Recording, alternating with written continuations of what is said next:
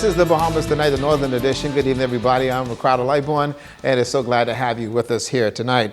Our top story now, residents of Freeport are turning out last night to hear from the members of the Hawksbill Creek Agreement Review Committee appointed by the government. That meeting was held at the Foster B. Pestina Center, and it was the first in a series of consultative sessions to be held with members of the public throughout the island of Grand Bahama. Here's Kimberly Mullings with that story.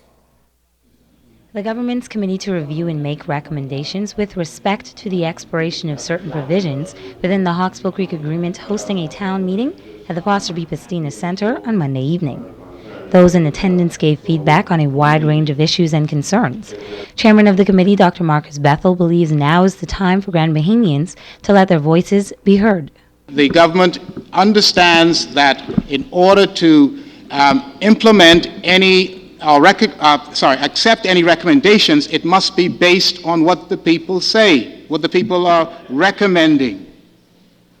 And that's the attitude the government has taken. And as Ambassador Moore stated, this is the first time that such a process has taken place, where the public and all stakeholders, a cross-section of the stakeholders, have been consulted. So take your responsibility as citizens in a democracy seriously, and let others know that they have an opportunity over the next 3 evenings to make recommendations to the committee on the way forward with respect to those exemptions that are due to expire and the impact it might have on them, and also the way forward from an economic development point of view in Grand Bahama. Chamber President Kevin D. Seymour, Attorney Cassietta McIntosh, and former Minister Maurice Moore are all members of the committee, and they are asking Grand Bahama residents to step forward and express themselves. The Grand Bahama Chamber of Commerce has embarked, even prior to the convening of this committee, on an education campaign, certainly for its members and the public at large. So with respect to understanding some of the peculiarities of the agreement, etc., if you want to get more information, I would recommend, and this isn't the only source by any means, that you call upon the Grand Bahama Chamber of Commerce. We have some information there. I do hear the cries of the people, and that's a cross-section of Grand Bahama. And like you, every day I hear what's going on out there. I'm very in touch with what is going on as the panelists are. So I just want you to rest assured that the recommendations that the committee will put forward will take into account Grand Bahama as a whole. You miss something that you feel is important to the forward going of these recommendations, then please either write to us, call the office, or come out. You've got another 3 nights that you can come out and express your opinion. Your opinions are being recorded, and believe me, I think this brings a new day in Freeport. The committee will take the consultative process to 8 Mile Rock tonight. A meeting will be held at the St. Stephen's Parish Hall. On Wednesday night, a meeting is planned for the High Rock Primary School in East End. Then on Thursday night, committee members will meet with residents of West End at the St. Mary Magdalene Parish Hall in West End. Kimberly Mullings, ZNS Network News. Now, these meetings are starting at 6:30. The one down there in 8 Mile Rock at the St. Stephen's Parish Hall started just minutes ago, and you're encouraged to go out and voice your opinion on this particular matter. Now, the island of Grand Bahama is getting set for the host a high-level international conference. You see, the World Customs Organization will convene here for 3 days on the island of the Grand Lucayan Resort starting tomorrow morning. Sabrina Brown now will give you more on that. The convention center at the Grand Lucayan Resort is being transformed as final preparations are being made for the World Customs Organization's IT conference and exhibition set to officially open on Wednesday morning. This international conclave is a big deal for the Bahamas, as this is the first time the WCO is holding its annual conference in the Caribbean region. Some 350 delegates from over 100 member countries are expected on island for the 3-day parley. A number of the exhibitors, and no doubt a number of the presenters, will showcase a number of IT solutions, innovative ways in which stakeholders can move towards a greater level of efficiency with respect to trade facilitation, with respect to clearance of goods, and essentially to remove some of the barriers or obstacles that may relate to trade. Superintendent of Customs Larry Bodie says the highlight of the conference will be the opening ceremony set for Wednesday morning at 10 o'clock. That's when everything will kick off with respect to a keynote address by the Prime Minister of the Commonwealth of the Bahamas, Right Honorable Perry Christie. Of course, there will also be a presentation by the Secretary General of the World Customs Organization. That will essentially set the pace as far as the opening ceremonies are concerned. Bodie outlines key areas of focus for the working sessions. There will be a number of sessions with respect to roundtable discussions. There will be a particular presentation dealing with single window, as you know, with respect to Bahamas Customs is concerned. The Customs Department has been granted a $16 million grant from the IDB with respect to looking at the overall modernization of customs, with respect to human resource development, with respect to enforcement areas. We talk about the implementation of a canine unit, the implementation of a marine unit in terms of various compliance enforcement measures. Sabrina Brown, ZNS Network News. Well, the International Customs Conference providing a big business opportunity for the transportation providers on Grand Bahama. And members of the taxi union are also welcoming this additional boost. President, that is, of the taxi union, David Jones, says the taxi drivers are benefiting thanks to the partnership with the Ministry of Grand Bahama. So far, it has been remarkable. The taxi drivers has put their best foot forward. Their cars are clean. They air conditioners on, they dress magnificent. But we just want to say thanks to the workers over at the Ministry of Grand Bahama. They really put us to a test. We had the custom officers came out, we had the Defense Force officers came out. They came and inspect all the cars and make sure, we put forth our best towards this event. Moving forward, they already give us the thumbs up that they will consider us doing the next conference. Well, Jones says that they are particularly grateful because the business at the airport has been slow in a recent time, and he says that hopes is that the partnership can continue into the future. Some 400 delegates, including VIPs. So it was really, really good for the taxi drivers. But we're going to ask the ministry again, now that you have me here, we want to ask them, we've been asking the Ministry of Transport. Some years ago we did a program where we allowed taxi drivers to bring in their vehicles duty-free, 5 years or less. During that time, we had a very good cadre of cars on the island. So we're going to push to the ministry again to make sure an event like this happen. We're asking 5 years or less that we can bring in new cars so we can do these kind of events with, top class. Well, folks, police are taking another illegal firearm off the streets here in Grand Bahama. Reports say that shortly before 5 p.m. on Monday afternoon, officers of the Drug Enforcement Unit acting on a tip went to an area on Coral Road where they conducted a search of a 24-year-old man of Freeport who was found in possession of a Chrome Smith & Wesson 9mm pistol. The man was taken into custody and investigations are continuing. Well, a tragedy on the streets of Grand Bahama. Police investigating an early morning traffic mishap that have left 2 dead and 2 others in serious conditions. Sabrina Brown has the details tonight. The fatal car crash occurred shortly after 1 o'clock this morning at the junction of Ponce de Leon Drive and Wellington Drive in Freeport. 4 people were traveling in a blue 2006 Chevy Malibu car when the male driver, identified as 31-year-old Glenn Carroll Lang Jr., lost control of the vehicle and crashed into the wall of a home. Officer in charge of the Police Traffic Division, Assistant Superintendent Kenwood Taylor. This vehicle overturned and 2 individuals, 2 of the persons, a male and a female, succumbed to their injuries. Lang was one of the 2 people who died at the scene. Unconfirmed reports say the second victim is 22-year-old Deandra D. Major. ASP Taylor says firefighters had to be called in to free the passengers from the mangled wreck. The jaws of life was applied, and the 2 surviving individuals, a male and a female, were extricated. EMS in turn took them to the hospital.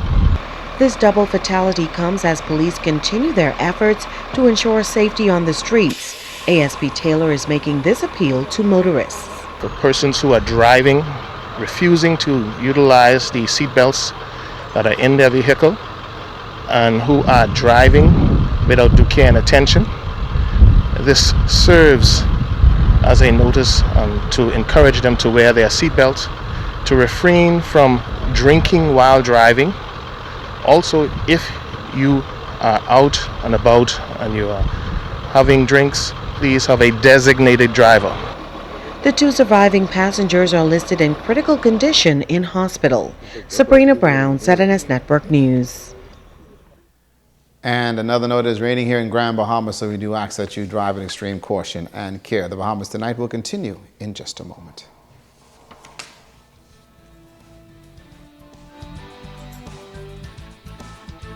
That matters to you.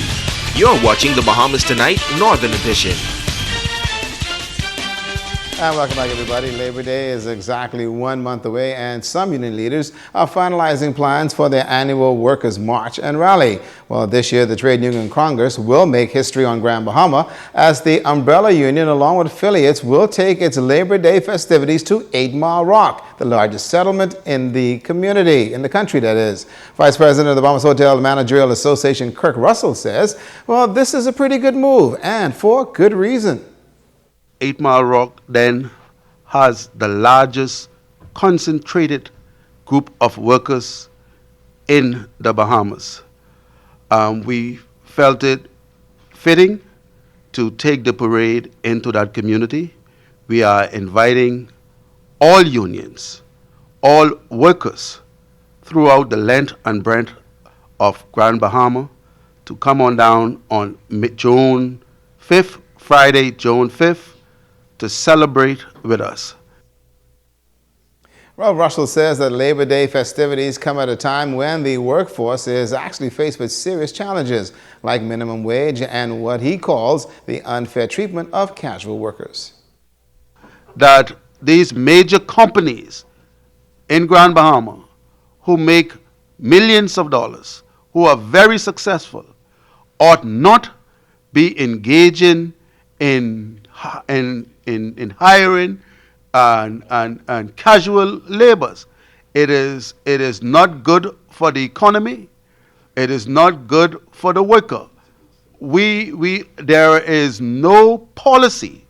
There is no policy in this country that governs or regulate casual workforce, that regulates employment agencies, and so we call upon the government to take a close look at this phenomenon. Well, the ICANN Children's Empowerment Organization, launched in 2010, is designed to inspire creative learning through creative expression. Well, this past weekend, the program hosted its Day for Student workshop at the Grand Bahama Cultural Arts and Center. Well, let me tell you that Atalia Hall was there, and she's got a report for you. Some of the words you said when you described this up. Confidence. The youth of Grand Bahama being given the opportunity of a lifetime. Artistic director for the Grand Bahama Youth Choir, Kevin Tomlinson, now moving to bigger heights, hosting a seminar on Saturday geared towards molding our youth into successful citizens. This workshop is called This Is My Day. In other words, I am the master of this day. When the sun shines, the sun isn't just shining, the sun is my spotlight. So every day I awaken, I'm on stage, and I have to produce a show that is going to leave a lasting legacy. And this is the message I send to the children. If we are going to fix the problems of today, we have to fix the past. We have to fix the minds of our children so that we can have a better future. A number of students turned out showing off their talent, and participants say the session was very informative. I've learned that in order for you to reach a goal that you set in your life, you have to first discipline yourself, set rules, and if you decide to step apart, you gotta know the consequences. For me, I feel like it's been really inspiring, and I've learned quite a bit from what's been talked about so far. I've learned that you have to set goals in order to get far in life, and it's just been really inspiring to me. The Sister of Strength program also giving support to the event. I'm here to encourage all the girls here that there's a champion within themselves, and this champion they need to show and expose to the world in a positive way. Italia Hall, ZNS Network News. Well, a church in the Southern District is celebrating 50 years in the gospel ministry. Upper Zion Baptist Church remains a beacon in the Pinders Point community. And pastor of the church, Reverend Michael Pinder, says he is grateful for the many years of blessings in terms of the church. We give God thanks also for the pioneers and the visionaries who established this church, for the members and the many people who have remained faithful still today. Historically, Upper Zion was built as a result of the construction of Freeport Harbor and the rerouting of the public road leading to 8 Mile Rock. Well, Chairman of the Events Committee, Bertram Pinder, says many events are planned in honor of the Golden Year. Are inviting all those persons who were married here to come back. We'll be sending out the invitations to them, and that service is being planned for the 28th, or the last Sunday in June. And we also have planning a banquet, our 50th anniversary banquet, which will be scheduled for the 30th of October. That'll be the weekend leading to our grand celebration of the anniversary service, which will be held on Sunday afternoon, the 2nd of November. And shifting gears, it's a night of elegance that teens look forward to every year. The program is recognized all around the world, and here at home, many preparing for the grand event. Let Italia Hall fill you in. Since 1981, the Yellow Elder Club started the debutante ball. It's a prestigious occasion brought to Grand Bahama some 34 years ago, a tool used to provide young ladies and young men between the ages of 16 and 18 with important skills for life. Committee member from the inception of the program, Mavis Shepard. It came as a result of a concern we had for the young ladies, that although they were being educated, they were academically, there were so many things that was lacking. You know, like parents are busy, and it certainly cannot fit in the school. So we decided that we'd do this, and that was how it began. What we were doing is putting the icing on the cake. These were the best of the best that came to us, because we did ask for 3.0 IQ.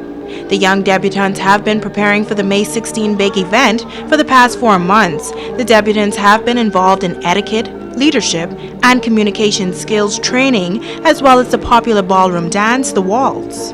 Learned how to be a civil citizen for my country, good communication skills, dealing with stress, time management, and I've also learned the waltz. It's a very beneficial program. It helps you be more expressive, get out of your shell, per se. Learn the social graces, etiquette classes. I've met some amazing people. They've been role models to us to help us in the future when we grow up. I wanted to join so I could get some new experience, meeting some new people, learn some new things. And so far, since I've been in the program, I've made a lot more new friends, and it taught us valuable life lessons. What can the public expect on May 16, 2015? In grand style, we present our sort of the best of our young people to the community. We highlight all of their achievements. They've worked hard to get to that point, and now this is the night when all of the hard work, all of the grooming, all the practicing in the waltz, everything comes together. Organizers say this is usually the first formal dress affair for a young lady, and she is at her best. It's really a once-in-a-lifetime event to be remembered. Italia Hall, ZNS Network News. Well, now to our nightly feature, folks. Ask the Doctor.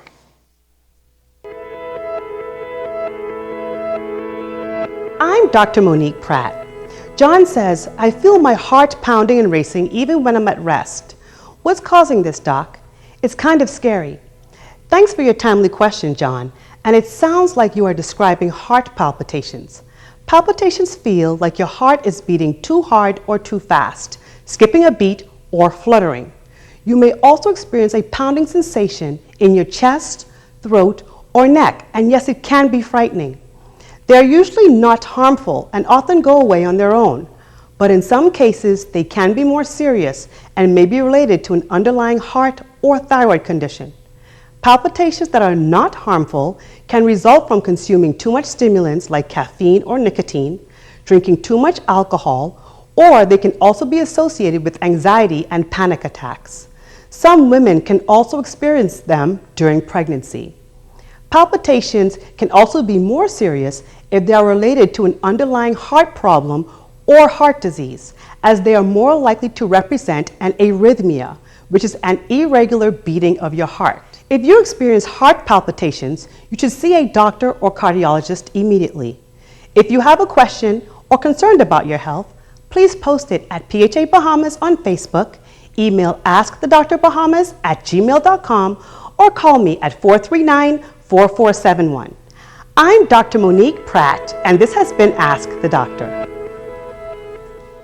And when we come back, we'll turn our attention to sports. Get hired. Enroll today at Pioneer Steel Technical Center for classes in welding, pipe and plate fitting, 6 p.m. to 9 p.m. They offer industrial training, also after-school programs for participants ages 15 and up. Classes are Monday through Thursday, 3:30 p.m. to 5:30 p.m., light snacks included. Make that career choice, visit Pioneer Steel Technical Center or call now.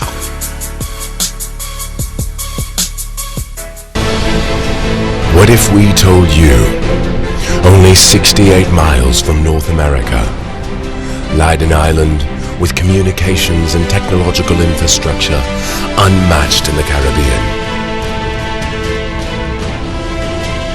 What if we told you that this island has an abundance of skilled, educated professionals with English as a first language?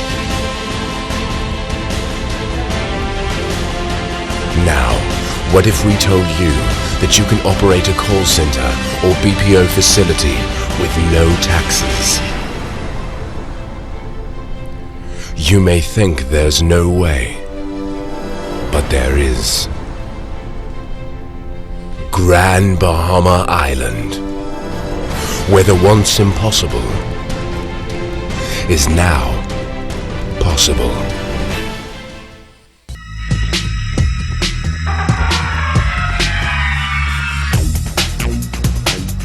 And welcome back, everybody. Take a look at what's happening in sports. The Grand Bahama Primary Schools Track and Field Championships is now complete. The Hugh Campbell Hornets won the Big Schools title with 406.5 points. Maurice Moore Primary was second with 341.5, and third place is Walter Parker, 338.5 points. Freeport Primary right there as well, 336.5. Now, as far as the small schools, that goes to Martintown Primary. They had 285.5 points. Bartlett Hill was second with 137.5 points. Lewis Yard, congratulations, is the little school champion with 127 points. Tabernacle Baptist also right there with second place and 94. Congratulations to all of the schools. Well, several junior golfers are coming together on Saturday. They were at the Ruby Golf Course in order to have a little competition. For more on that, let's go to Talia Hall. A drive, chip, and putt competition held for the juniors over the weekend at the Ruby Golf Course. A number of players from ages 7 to 13 came out to play. Coach Malchus Heel says this gives the youngsters a chance to show off their skills. It's really good because it gives them a chance to compete.